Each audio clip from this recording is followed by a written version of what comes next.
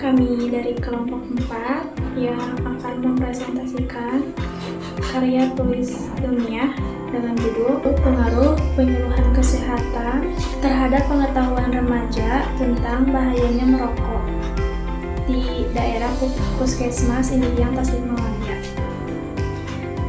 yang beranggota Putri Dewi Lestari, Mairah Regiani Putri, dan Ilma Indina.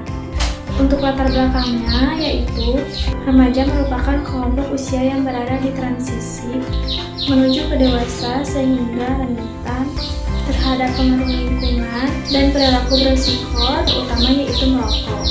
Jadi merokok di usia kalangan SD, SMP, SMK yaitu usia yang rata-rata bisa disebut dengan usia masih labil.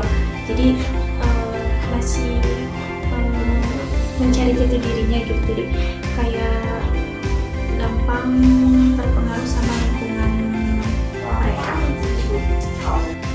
Apa sih akibat merokok itu? Yang pertama, merokok pada usia remaja dapat bersifat atau dapat mempengaruhi psikologis, terus fisik, terus perkembangan paru-paru juga kurang baik. Beberapa penelitian lain menunjukkan bahwa penyuluhan kesehatan efektif untuk meningkatkan pengetahuan remaja mengenai bahayanya merokok pada remaja. Penelitian oleh Gabriel Menidikaka 2025 bahwa penyuluhan bahayanya merokok pada siswa SMKN 07 meningkatkan pengetahuan remaja persen setelah intervensi 32%. Mungkin dengan adanya penelitian itu sebagian remaja akan bisa mengetahui atau bisa mengurangi merokok supaya bisa lebih sehat dengan paru-paru, dengan fisiknya. Berdasarkan data awal di wilayah Puskesmas, diketahui sebesar 36% remaja memahami bahayanya merokok. 44% sudah mengetahui tentang bahayanya merokok. Tahu tentang pengetahuan tentang bahayanya merokok.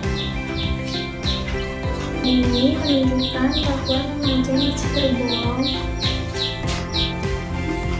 rendah sehingga diperlukan edukasi penyuluhan kesehatan.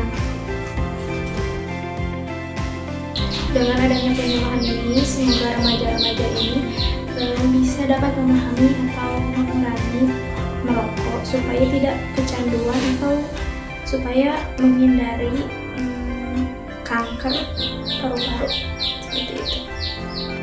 Pembahasan merokok di usia muda dapat berdampak pada perkembangan paru-paru, fungsi kognitif, dan resiko kecanduan nikotin yang lebih tinggi dibanding mereka yang memulai merokok di usia dewasa. Selain itu, remaja memiliki pengetahuan rendah tentang bahaya rokok cenderung lebih mudah terpengaruh oleh lingkungan perokok. Manfaat penelitian yang ke-1, menambah referensi ilmiah terkait efektivitas penyuluhan kesehatan dalam meningkatkan pengetahuan remaja tentang bahaya rokok. Yang kedua, mendukung pengembangan teori pendidikan kesehatan khususnya pada remaja. Tujuan terbagi menjadi dua. Yang pertama, tujuan utama, yang kedua adalah tujuan khusus. Tujuan pertama, mengetahui pengaruhnya penyuluhan kesehatan terhadap peningkatan pengetahuan remaja tentang bahaya rokok di wilayah kerja Puskesmas Indihiyang Kota Tasikmalaya. Tujuan khusus yang pertama, mengetahui tingkat pengetahuan remaja tentang bahaya rokok sebelum diberikan penyuluhan kesehatan. Yang kedua, mengetahui tingkat pengetahuan remaja tentang bahaya rokok sesudah diberikan penyuluhan kesehatan. Yang ketiga, menganalisis perbedaan tingkat pengetahuan remaja sebelum dan sesudah penyuluhan.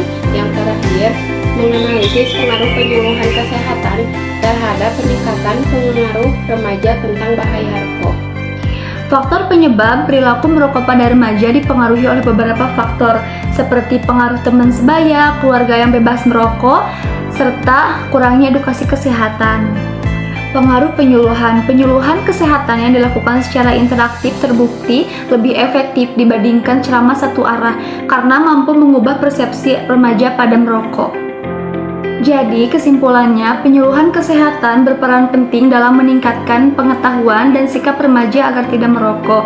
Program edukasi berkelanjutan juga sangat diperlukan untuk mencerminkan generasi muda yang sehat dan bebas merokok. Demikian yang dapat saya sampaikan. Terima kasih atas perhatiannya. Wassalamualaikum warahmatullahi wabarakatuh.